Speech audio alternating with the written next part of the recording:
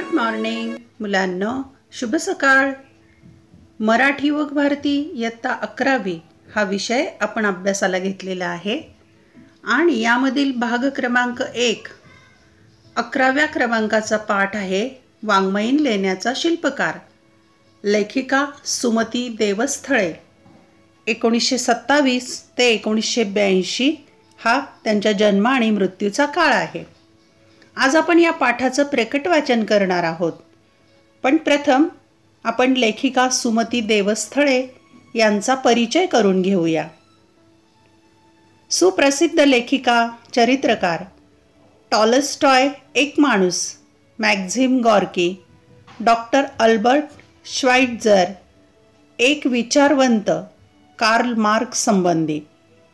छाया आणि ज्योती ही चरित्रे त्यांनी लिहिली. चरित्र लेखनाला आवश्यक असणारे परिश्रम, विषयासंबंधीचा जिव्हाळा, समरसता आणि प्रवाही शैली या वैशिष्ट्यांमुळे त्यांच्या लेखनाला आगळेपण प्राप्त झाले आहे. टॉलस्टॉय आणि श्वाइट्झर यांच्या संबंधी मराठीत एवढे मार्मिक लेखन पहिल्यांदा प्रसिद्ध करण्याचे श्रेयही त्यांना मिळाले आहे. आता आपण या पाठाचा सारांश पाहूया. सत्य, शांती, त्याग, सेवा या मूल्यांचे उपासक असणारे थोर तत्वचिंतक, शिक्षणशास्त्रज्ञ आणि प्रतिभासंपन्न साहित्यिक लिओ निकोलविच टॉलस्टॉय हे विश्वशांतीचे मार्गदर्शक होते.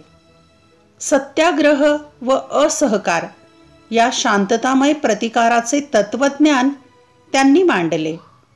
टॉलस्टॉय एक माणूस या पुस्तकातून निवडलेल्या या चरित्रपर पाठात टॉलस्टॉय यांच्या लेखक म्हणून झालेल्या जडणघडणीचे आणि वॉर अँड पीस या महान कादंबरीच्या निर्मिती प्रक्रियेचे प्रत्येकारी चित्रण आले आहे. या कादंबरी लेखनासाठी टॉलस्टॉय यांनी परिपूर्ण अभ्यास केला. कादंबरी दर्जेदार होण्यासाठी पुन्हा पुन्हा पुनर्लेखन केले.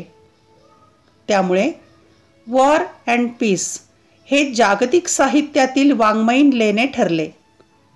मानवी जीवनातील जटिल प्रश्न युद्धाने सुटत नाहीत, तर ते शांती आणि प्रेमाच्या मार्गाने सुटतात, हे टॉलस्टॉय यांनी या कादंबरीत सांगितलेले आहे. चला तर आपण या पाठाचे वाचन करूया. जेमतेम 2 वर्षाचा मातृविहीन लिओ यास्नाया पोल्यानामधील प्रशस्त घरात वाढत होता. आत्याने आईची जागा इतकी मनपूर्वक भरून काढली होती की आपल्या जीवनात काही न्यून असल्याचे लिओला कधी जाणवलेच नाही. त्याची आई जरी त्याला मुळीच आठवत नसली तरी अगदी तान्हेपणीच्या 2 आठवणी त्याने आवर्जून लिहून ठेवल्या आहेत. अगदी पहिली आठवण अशी की आपण दुपट्यात घट्ट गुंडाळून ठेवले आहे, आपल्याला हातपाय हलवण्याचा मोकळेपणा हवा आहे, तो मिळत नाही, म्हणून आपण खूप जोरजोराने रडत आहोत. भोवती माणसे उभी आहेत, पण त्यांना बाळाची व्यथा समजू शकत नाही. आपण मात्र रडतोच आहोत. इतक्या तान्हेपणाची आठवण आजवर कोणीही निवेदन केलेली नाही. दुसरी आठवण अधिक बोलकी असून टॉलस्टॉयच्या तरेल संवेदनांची सूचक आहे. मी अंघोळीसाठी एका टबमध्ये बसलो आहे. एका नवीन सुगंधित साबणाने दाई माझे अंग चोळत आहे. तो सुगंध सर्व पाण्यात मिसळलेला आहे. सुगंधाच्या नाविन्याची जाणीव मला उत्तेजित करते. प्रथमच मला माझ्या चिमुकल्या देहाचे अस्तित्व जाणवते आणि आवडतेही. मऊ काळाभोर लाकडी टब, बाह्यामागे दुमडलेल्या दाईचा हात, पाण्याचा कडत वाफा, चिमुकल्या हातांनी पाण्याशी खेळताना होणारा आवाज, टबाच्या ओल्या कडांवरून माझे चिमुकले हात फिरवत असताना झालेली पृष्ठभागाच्या गुळगुळीतपणाची जाणीव, हे सारे सारे आठवते मला. किती अर्थपूर्ण आहे ही आठवण. लिओच्या ज्ञानेंद्रियांची तीव्रता निसंशय लक्षणीय आहे.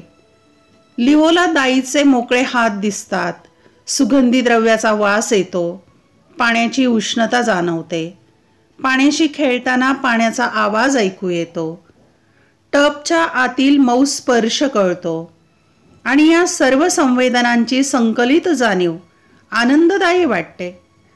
लिओच्या प्रत्येक ज्ञानेंद्रियाची संवेदना लहानपणापासूनच किती तल्लख होती हे या लहानशा आठवणीवरून स्पष्ट होते. निरनिराळ्या संकल्पनांशी खेळत बसण्याची व त्यांचे दृक्प्रत्यय मनाने अनुभवण्याची लिओची शक्ती अमर्याद होती. त्याचे कोवळे वय लक्षात घेता ती शक्ती विलक्षण होती असेच म्हटले पाहिजे. लिओची बौद्धिक वाढ अगदी झपाट्याने होत होती. एकाच गोष्टीचा निरनिराळ्या दृष्टिकोनातून विचार करण्याची क्षमता उत्पन्न होत होती. इतक्या बालपणी अमूर्तासंबंधी विचार करण्याची त्याची प्रवृत्ती केवळ चकित करणारी होती. हीच प्रवृत्ती मोठेपणी भूमिती श्रेणीने वाढत गेली. प्रत्येक घटनेच्या हेतूचा विचार करणे, सतत आत्मशोधन करणे, स्वतःच्या विचारांचे अंतःस्रोत ओळखण्याचा प्रयत्न करणे, याचा त्याला जणू छंदच जडला होता. त्याच्या मनाची पाटी कोरी आणि निर्विकार अशी कधीही राहू शकली नाही. विचारांची गुंतागुंत नसली तर लिओला अगदी चुकल्यासारखे वाटे. एकदा तो स्वतःशीच म्हणाला, मी आता कसला विचार करतो आहे बरं? हो, मी कसला विचार करतोय या प्रश्नाचा मी विचार करतोय. त्याच्या मनात सतत विचारांची पिंजण चालू असे. साध्या घटनांच्या सुद्धा असंख्य प्रतिमा त्याच्या मनपटलावर एकदम दृश्यमान होत, अगदी शोभादर्शकाप्रमाणे. लिओ स्वतःच्या मनाचे पृथक्करण करी, चिंतन करी. आपल्या मनाच्या प्रगतीचा आणि परागतीचा संपूर्ण आलेख त्याने टिपून ठेवायला सुरुवात केली. दररोज दैनंदिनी लिहिण्याचा परिपाठ ठेवला. त्याच्या व्यक्तिमत्वाचे मूल स्रोत समजून घेण्यास या दैनंदिन्या खूपच उपयुक्त आहेत.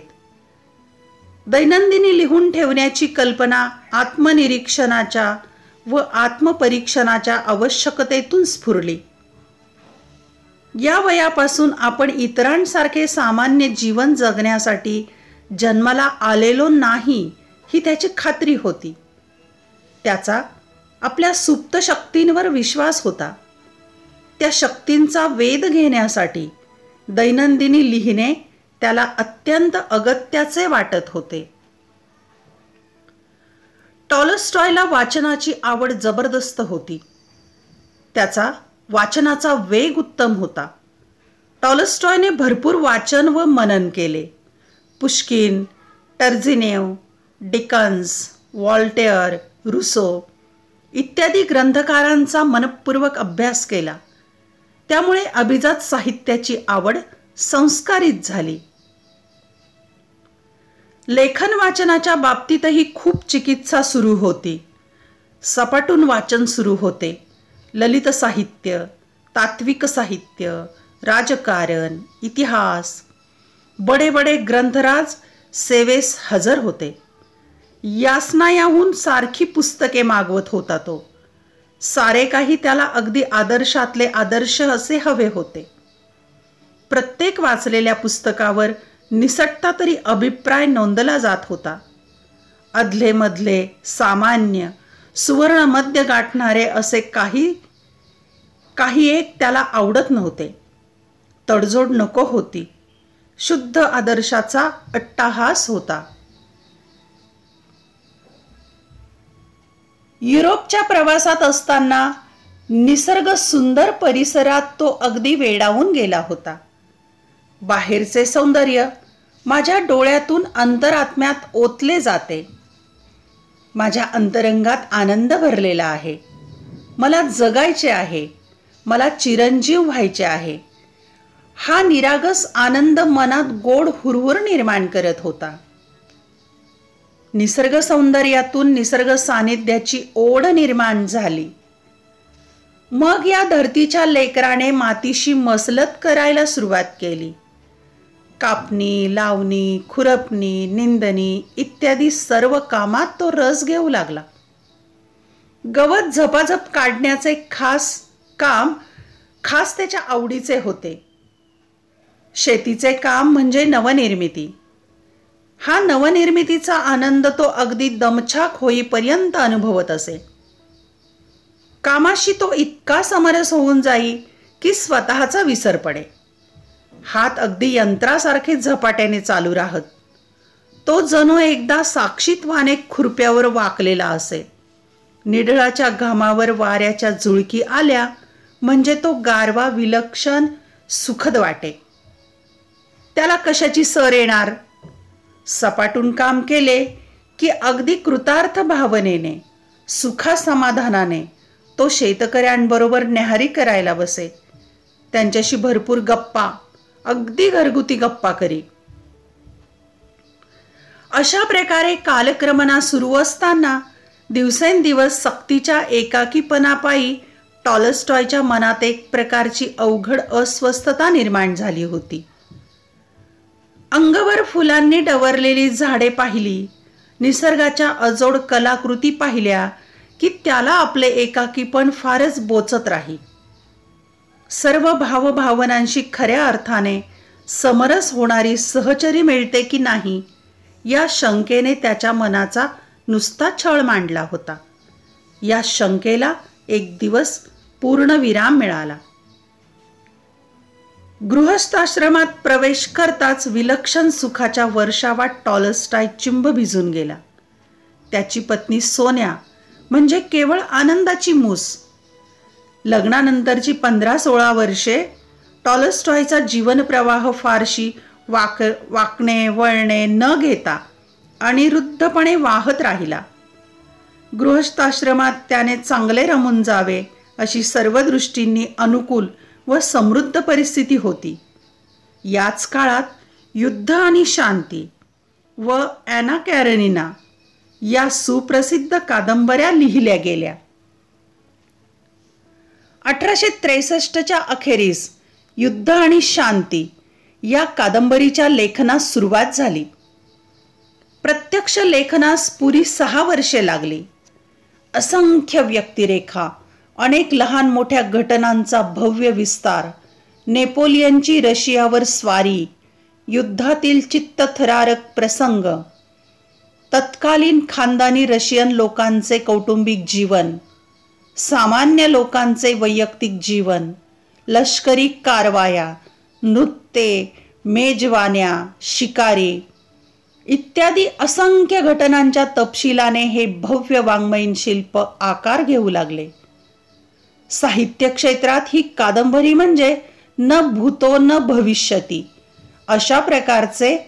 अशा स्वरूपाचे कैलास लेणे आहे. मानवी जीवनाचे संपूर्ण चित्रण, तत्कालीन रशियाचे प्रत्ययकारी वर्णन, तत्कालीन ऐतिहासिक महत्त्वाच्या घटना व मानवी संघर्ष यांचा संपूर्ण आलेख, आनंद, उदात्तता, यातना, अवमान, महत्वाकांक्षा इत्यादी नानाविध मानवी भावतरंगांचे जिवंत प्रत्ययकारी चित्रण म्हणजे युद्ध आणि शांती ही कादंबरी. हा स्ट्रॅकॉव सारख्या तज्ञ टीकाकाराचा अभिप्राय म्हणजे या कादंबरीच्या शिफारसीचा एक ताम्रपटच. मोहरी एवढ्या बीजापासून प्रचंड अश्वत्थ वृक्ष उभा राहावा तशी ही कादंबरी वाढत गेली. मूळचा आराखडा 3 वेळा बदलला. नाव सुद्धा अर्थातच 3 वेळा बदलले. कित्येक व्यक्तिरेखांना मूळच्या आराखड्यात स्थान नव्हते, नंतर प्रवेश मिळाला. जे चित्रित करण्याचे प्रारंभी ठरवले होते त्याहून कितीतरी वेगळी, कितीतरी श्रेष्ठ, उदात्त अशी कलाकृती हळूहळू तयार होत गेली. कादंबरीच्या उत्क्रांतीच्या पायऱ्या सुद्धा पाहण्यासारख्या आहेत.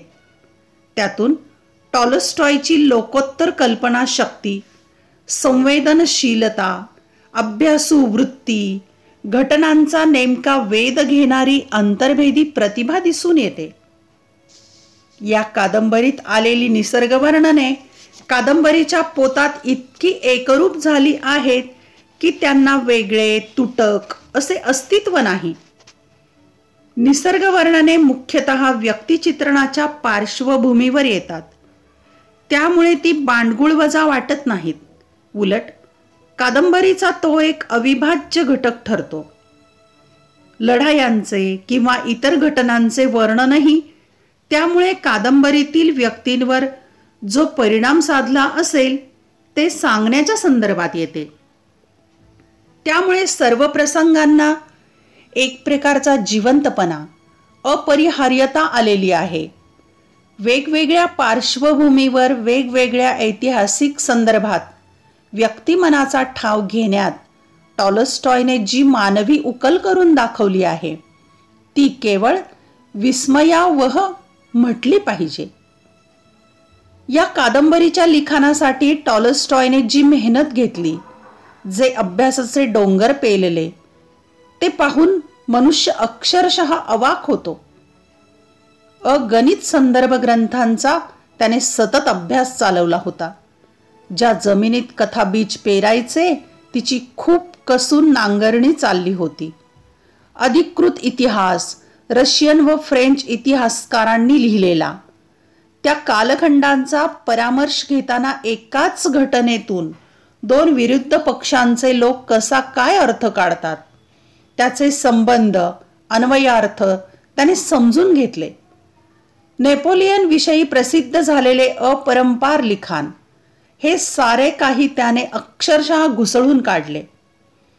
1863 ते 1869 या 6 वर्षात मनाने तो नेपोलियनच्या काळातच जगत होता असे म्हटल्यास हरकत नाही.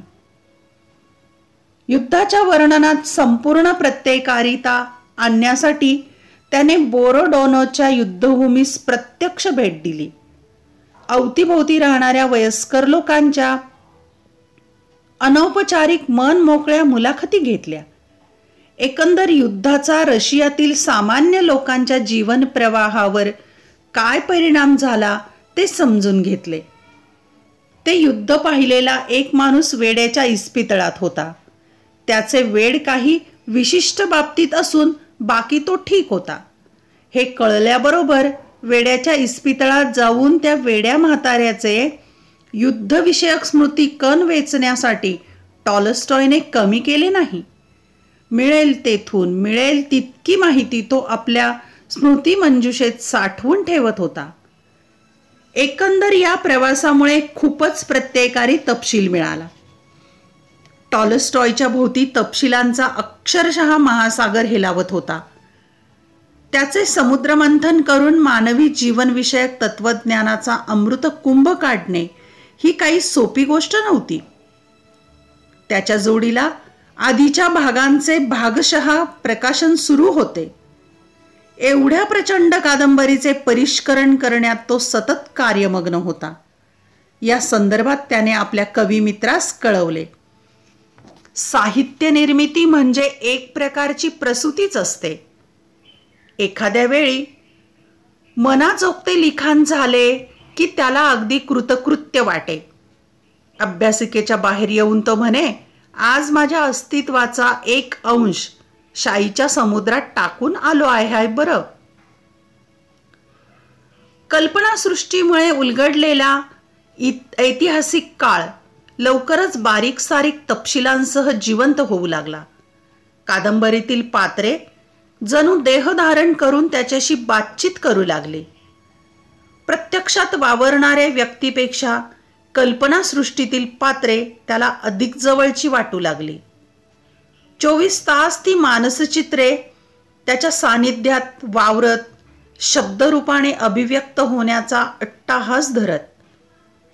निर्मितीची प्रक्रिया शक्य तेवढ्या वेगाने सुरू होती, पण मूळच्या अति चोखंदळापायी रचनेला पुष्कळसा आकृतीबंध विस्कटून जात होता. धड काही जमत नव्हते. कादंबरीची सुरुवात कशी करावी हा यक्ष प्रश्न सुटता सुटेना. 12-15 वेळा सुरुवात केली आणि दूर सारली. त्याला काही पसंत पडत नव्हते. मनातल्या व्यक्तींना तर शब्दरूपाने अभिव्यक्त होण्याची निकड. मनावर फार ताण पडत होता. सुरुवातीला सूर जुळला तरी नंतरचा भाग सलग लिहिला गेला नाही. नेमक्या आराखड्याच्या अभावी किंवा बदलत्या आराखड्यांमुळे म्हणा हवे तर लेखनाची हमाली सुद्धा खूप वाढली. इतके परिष्करण की त्याला खरोखर उपमा नाही. शब्दसंहती, परिच्छेद रचना, पात्र योजना, कथनकाची गुंफण, ऐतिहासिक नेमके संदर्भ, सारे काही अगदी नेटके बरोबर जमायला हवे होते. रोज दिवसभर लिहिलेला भाग संध्याकाळी तो सोन्याच्या टेबलावर आणून ठेवी.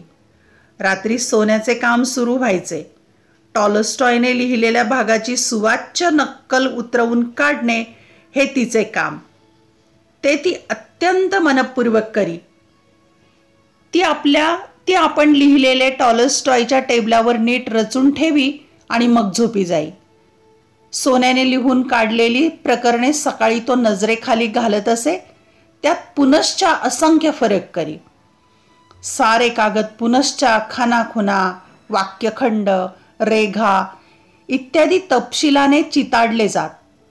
मग ते दुखावलेले घायाळ कागद संध्याकाळी नव्या सोबत्यांसह पुनश्च सोन्याच्या टेबलावर स्थानापन्न होत असत. मग रात्री तिचा उद्योग सुरू व्हायचा. अशा रीतीने सोन्याने ती 2000 पृष्ठांची कादंबरी जवळजवळ 7 वेळा लिहून काढली. टॉलस्टॉय काही इतिहास लिहित नव्हता. कादंबरी हे त्याचे माध्यम. ऐतिहासिक घटनांच्या पार्श्वभूमीवर मानवी जीवन दर्शन हा कादंबरीचा खरा विषय. या कादंबरीत सुमारे 500हून अधिक व्यक्तिरेखा रंगवल्या आहेत. विशेष आश्चर्याची गोष्ट म्हणजे प्रत्येकाला वेगवेगळे स्वयंपूर्ण सुस्पष्ट व्यक्तिमत्व आहे. व्यक्तींनाच काय, कुत्र्याला सुद्धा स्पष्ट व्यक्तिमत्व आहे. केवळ व्यक्तिचित्रणांकडे पाहिले तरी सुद्धा या कादंबरीने फार मोठे यश साध्य केले आहे. त्या दृष्टीने टॉलस्टॉय हा पहिल्या दर्जाचा कलावंत ठरतो. 1869च्या डिसेंबर अखेरी टॉलस्टॉयने युद्ध आणि शांती ही प्रचंड कादंबरी पूर्ण केली. ही अवाढव्य कादंबरी प्रसिद्ध झाल्यावर टॉलस्टॉयला कृतकृत्य वाटले. खूप हलके हलके वाटले. विलक्षण मानसिक ताण पडला होता. फारच थोड्या लोकांना कादंबरीची झेप समजली होती. टर्जिनेव सारख्या मुरलेल्या साहित्यिकाला सुद्धा कादंबरीचे स्वारस्य समजण्यास वेळ लागला होता. पण जेव्हा संपूर्ण पुस्तक वाचले तेव्हा मात्र तो खुश झाला. त्याने नमूद केले की रशियन भाषा जिवंत असेपर्यंत ही कादंबरी वाचली जाईल. टॉलस्टॉय एक माणूस या पुस्तकातील हा पाठ.